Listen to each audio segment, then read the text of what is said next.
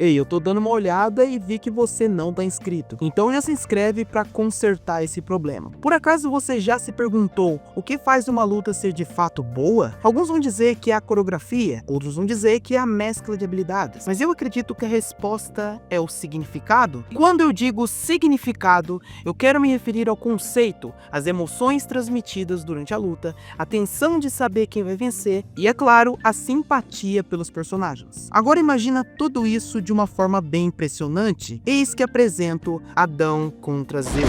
Muita gente vai dizer que essa não é a melhor luta dos Battle Shonen, e eu também concordo. Pra mim, a melhor é com certeza Hisoka vs Kuroro Lucifer em Hunter x Hunter. Mas eu não queria dizer que essa é a melhor luta, mas sim uma das que mais transmitiu emoções aos leitores, e que fez o mangá nichado literalmente furar a bolha e se tornar conhecido. E eu disse mangá porque o anime é pura fezes, e se eu quisesse ver frame estático, eu estaria vendo PowerPoint e não animação. E é dessa forma que eu me apresento. Eu sou NF, sejam muito bem-vindos ao Sessão Rúnica, e é um prazer estar aqui com vocês para falar de coisa boa. Então, sem mais delongas, Adão versus Zeus. Bem, provavelmente você já conhece Shumatsu no Valkyrie, ou então Record of Ragnarok, que é basicamente uma história onde deuses de todas as mitologias e religiões existentes se unem a cada 1000 anos em uma reunião para decidir o destino de toda a humanidade. Porém, para evitar a extinção da raça humana, começou um torneio entre 13 deuses e 13 humanos, onde aquele que obter 7 vitórias primeiro ganha, e se os humanos vencerem, a humanidade ganha mais 1000 anos de vida até a próxima reunião. E se os deuses vencerem, bem, é meteoro. E a luta que irei comentar hoje é a segunda luta do torneio, sendo que a primeira, que foi Lobo contra Thor, já aconteceu e foi 1-0 pros deuses. Então temos a introdução de um dos personagens mais interessantes da obra, Adão. Ele é o primeiro humano e o arquivo número 00000, enfim, antigo pra caralho. Inicialmente, Adão foi convocado para lutar contra Shiva, mas Zeus pediu para ir em seu lugar. E isso foi algo como: Geme meu nome, geme! Falando Dudu!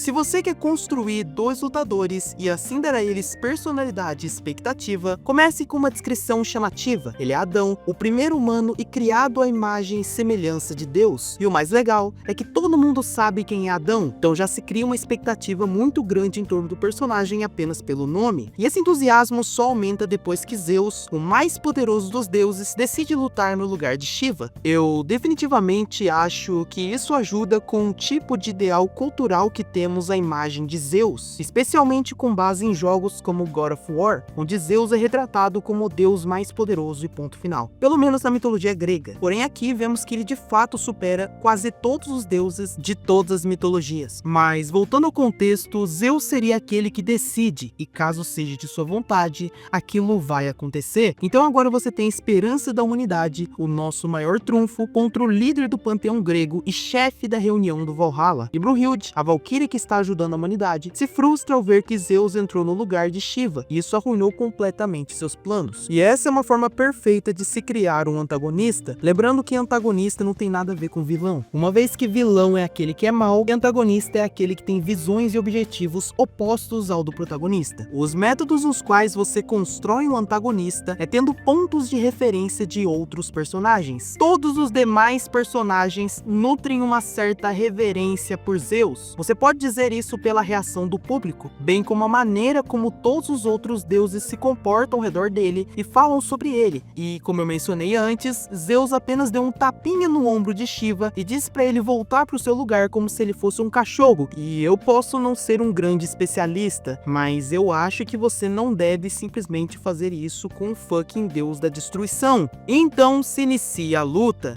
e um dos pontos principais é a imprevisibilidade que acontece aqui, e é o que realmente tornou o confronto tão memorável. Primeiro de tudo, vamos começar pela aparência dos dois personagens. Desde quando fomos apresentados a ele até o final, Adão permaneceu idêntico. Sua aparência simplesmente não mudou nada durante a luta. Na verdade, ele permanece o mesmo, como é declarado no mangá. Adão não se parece com um homem grande e intimidador. Na verdade, ele parece com um jovem adulto que vai lutar pelo Adão só com a folhinha tapando. Caim, Abel e Eva estão presentes na plateia, e os deuses continuam sempre subestimando subestimando Adão durante grande parte do combate. Zeus, que até então parecia um velho senil e aleijado, começa a se transformar em uma versão do Ramon Dino, e então, apenas baseando-se na aparência, a coisa mais superficial que podemos ver ao ler o mangá, apesar de ser Adão contra Zeus, isso realmente parece um cenário de Davi contra Golias. Mas acho que o que realmente ajudou a adicionar um pouco mais de sabor à luta foi o fato de que todo mundo errou sobre Adão em Shumatsu, com base na história de fundo que nos foi dada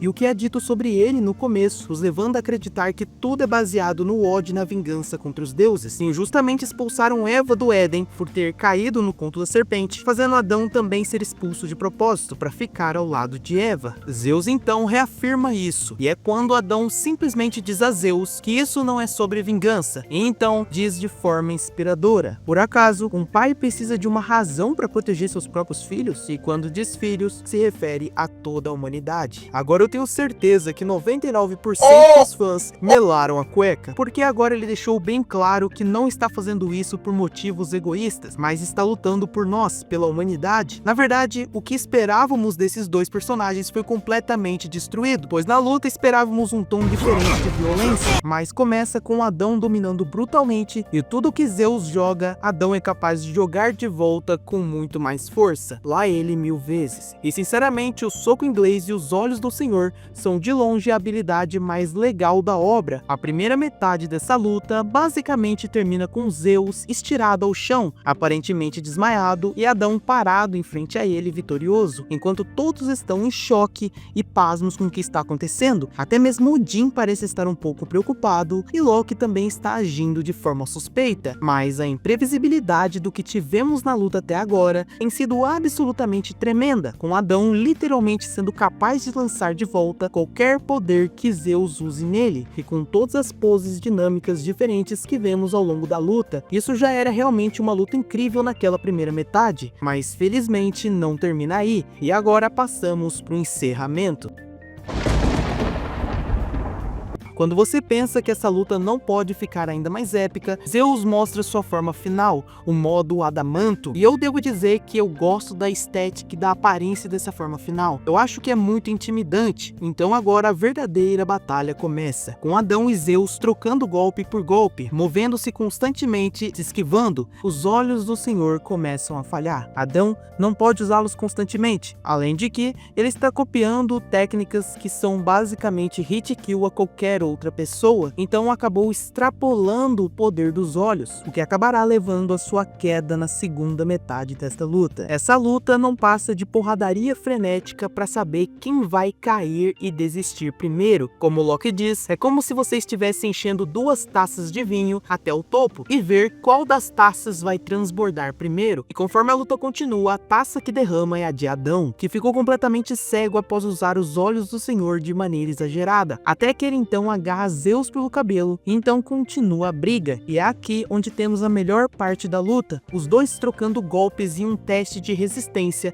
onde aquele que cair primeiro perde, e quando finalmente a poeira baixa, vemos quem caiu primeiro, e como você pode imaginar, todos nós queremos que Adão vença, e eu não sei vocês, mas eu sempre torci para a humanidade em todas as rodadas, e quando revelado, aquele que caiu, Zeus no chão, revela que Adão já estava morto, mas que continuou lutando até o final e morreu de pé. Adão perder essa batalha, eu acho que é realmente o que adiciona uma boa quantidade de valor emocional a isso. Todos nós esperávamos que Adão vencesse, mas eu acho que nesse sentido e nesse desejo de querer tanto que Adão vencesse, parte de nós, e honestamente parte de mim, pensou, sim, ele não vai vencer. Isso só porque não podemos ter finais felizes. Então, com toda a preparação que tivemos com a introdução que tivemos com esse personagem, Adão sai literalmente lutando para vencer, literalmente morreu de pé, deixando sua marca como personagem, e entrando no pódio dos personagens que morreram de pé, dando à humanidade a esperança de continuar no torneio, apesar de ter perdido. Colocar essa figura bíblica tão conhecida para participar de uma luta funcionou muito, mas independentemente, ele deu à humanidade uma sensação de urgência, uma sensação de esperança e uma sensação de orgulho, balançando o momento a seu favor. melhor, como vemos na próxima luta. Então, ironicamente, apesar de perder,